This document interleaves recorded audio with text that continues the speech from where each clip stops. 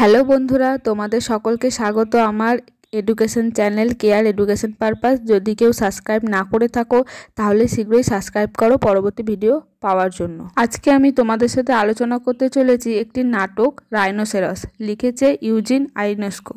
তো এই নাটকটি শুরু করার আগে বেশ কতগুলো ইম্পর্টেন্ট তথ্য তোমাদের জেনে রাখা দরকার। যেমন এই নাটকটি লেখা হয়েছে 1959 সালে, হচ্ছে 1959 থেকে 60-এর মধ্যে, আর এর সেটিং রাখা হয়েছে একটি স্মল টাউন প্রভিন্সিয়াল।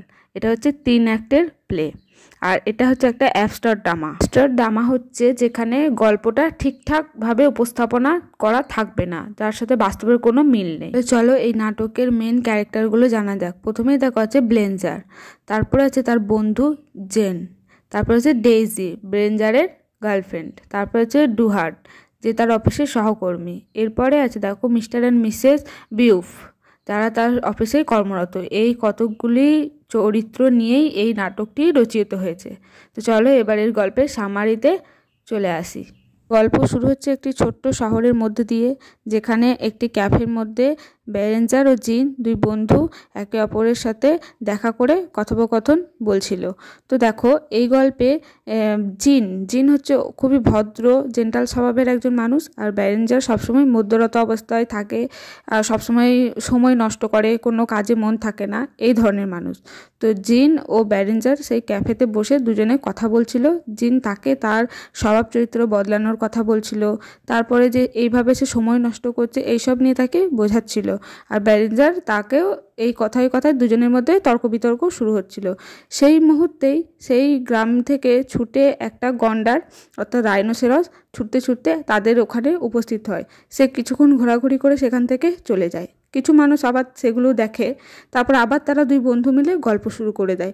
সেই মুহূর্তে আবার একটি গন্ডার এসে উপস্থিত হয় এবং সে একজনের বেড়ালকে মেরে ফেলে। তখন মানুষজনের মধ্যে সবাই একটা কথা আলোচনা করতে দেখা যায় যে এটা কি সেই গন্ডারটাই যেটা প্রথমবার এসে ঘুরে গেছিলো, নাকি আবার একটা কোনো গন্ডার এসেছে। এইভাবেই সবাই একে অপরের এই আলোচনায় করতে থাকে। আর এদিকে বেরেঞ্জার ও জিন দুই বন্ধু মিলেও এই আলোচনা করতে থাকে এবং জিন তাকে অপমান করে তার ব্যবহারের জন্য, তারপরে তার এইভাবে মধ্যরত অবস্থায় থাকার জন্য। এইভাবে দুই বন্ধুর মধ্যে ঝগড়া হয়ে যায় এবং তখন জিন সেখান থেকে চলে যায়। এইখানে প্রথম একটি শেষ হয়ে যায়। এরপর শুরু হয় দ্বিতীয় অ্যাক্ট। পরের দিন সকালে বেরেঞ্জার তার অফিসে যায়। সে একটি কাজ করত লোকাল নিউজ পেপার অফিসে। সেইখানে ডেইজি নামক একটি মহিলাও কাজ করত, যার ওপর বেরেঞ্জারের ক্রাশ ছিল। বেরেঞ্জার তাকে পছন্দ করত। তো তারা দুজনেই সেই আগের দিনের ঘটনাটা দুজনের মধ্যে আলোচনা করতে শুরু করে। তারই আর একজন সহকর্মী ডুহার্ট সেই কথাটি অমান্য করে, সে কিচ্ছু বিশ্বাস করতে চায় না। তবুও বেরেঞ্জার ও ডেইজি বলে যে এই সব কিছু তাদের চোখের সামনেই ঘটেছে, তবুও সে বিশ্বাস করে না। অফিসে যখন এই সমস্ত কথা একে অপরের মধ্যে আলোচনা হচ্ছিল, তখন মিসেস বিউফ অফিসে উপস্থিত হয়। তাদের অফিসে আর একজন কাজ করতো মিস্টার বিউফ, তার দিন দিন শরীর অসুস্থ হয়ে পড়ছে, সে গন্ডারে পরিণত হচ্ছে। এই খবরটা জানানোর জন্যেই মিসেস বিউফ আসেন অফিসে, এবং অফিসে এসে তিনি বলেন যে তার স্বামীও তার পিছু পিছু চলে এসেছে এবং সে নিচে দাঁড়িয়ে আছে, তাকে এখন গন্ডারের মতো লাগছে। তো এসব কথা যখন প্রত্যেকে শোনে, তারা কেউই বুঝতে পারে না যে এসব কী হচ্ছে। তখন অফিসের সবাই তাকে বলে যে সে যেন তার স্বামীর সাথে না থাকে, তাকে যেন ডিভোর্স দিয়ে দেয়। তো এই প্রত্যেকের কথা শুনে তখন মিসেস বিউফ সে তার স্বামীকে ছাড়তে চায় না। সে তখন তাদের বোঝায় যে না, এত কিছুর পরিবর্তেও সে তার স্বামীর সাথেই থাকবে। তো এই কথা বলে সে তখন তার স্বামীর জন্য জানলা দিয়ে ঝাঁপ দিয়ে দেয় এবং তার স্বামীর গায়ে গিয়ে পড়ে এবং সেও সেখানে পড়ে গিয়ে গন্ডারে পরিণত হয়। তো এইভাবে তারা দুজন গন্ডারে পরিণত হয়ে যায়। তখন বেরেঞ্জার জিনের কথা ভাবে। সে ভাবতে থাকে যে আগের দিন জিনের সাথে যে ঘটনাটা ঘটেছে সেটা মোটেই ভালো হয়নি, আমার গিয়ে ক্ষমা চাওয়া উচিত। তখন সে জিনের বাড়ি যায়। গিয়ে দেখো জিন অসুস্থ, জিন বিছানায় রত হয়ে পড়ে আছে এবং তার গলা যেন ভারী ভারী লাগছে এবং তাকে দেখতেও একটা গন্ডারের মতো পরিণত হচ্ছে বুঝতে পারা যাচ্ছে। সে তখন বেরেঞ্জার তাকে গিয়ে দেখে এবং তার সাথে কথা বলার চেষ্টা করে। জিন তখন তাকে একটি গুঁতো মারার চেষ্টা করে, গন্ডারের যে একটা শিং থাকে সেরকম তার হয়ে গেছে। তো তার প্রাণ বাঁচানোর জন্য বেরেঞ্জার সেখান থেকে পালিয়ে আসে। এইভাবেই দ্বিতীয় অ্যাক্টটি শেষ হয়ে যায়। এরপর শুরু হয় তৃতীয় অ্যাক্ট।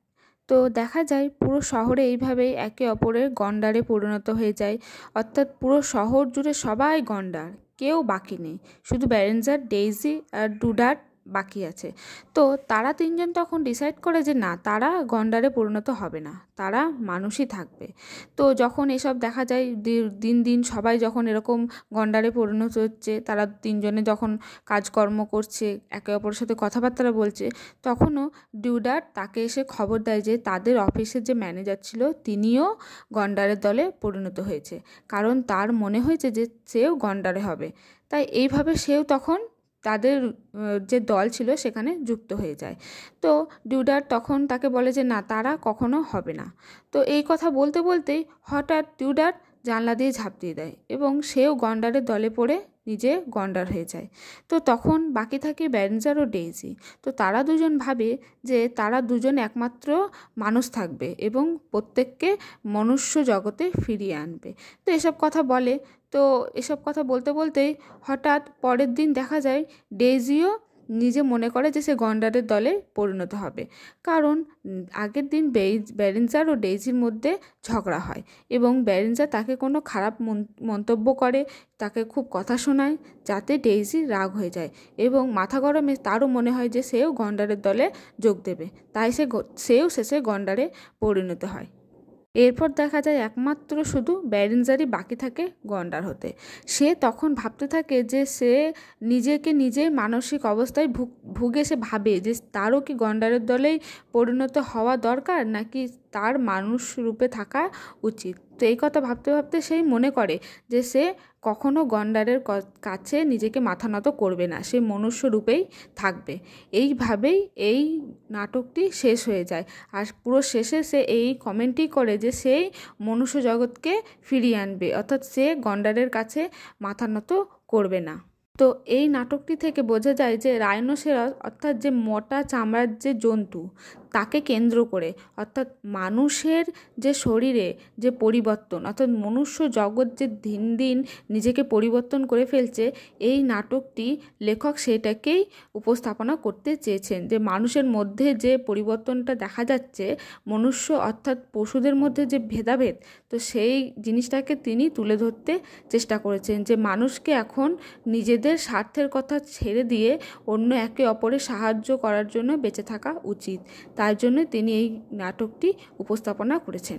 প্রথমেই বলেছি এটা একটা অ্যাবস্ট্রাক্ট ড্রামা, যার মধ্যে ঠিকঠাক গল্প থাকবে না, ঠিকঠাক চরিত্র উপস্থাপনা থাকবে না, আর ননসেন্সিয়াল ডায়লগ ডায়লগটাও ঠিকঠাক প্রপার বোঝা যাবে না, প্লটটা যার মধ্যে ক্লিয়ার না, ঠিকঠাক সেটিং থাকবে না, এই ধরনের যে প্রেজেন্টেশন থাকবে যে নাটকের মধ্যে, সেটা হবে অ্যাবস্ট্রাক্ট ড্রামা।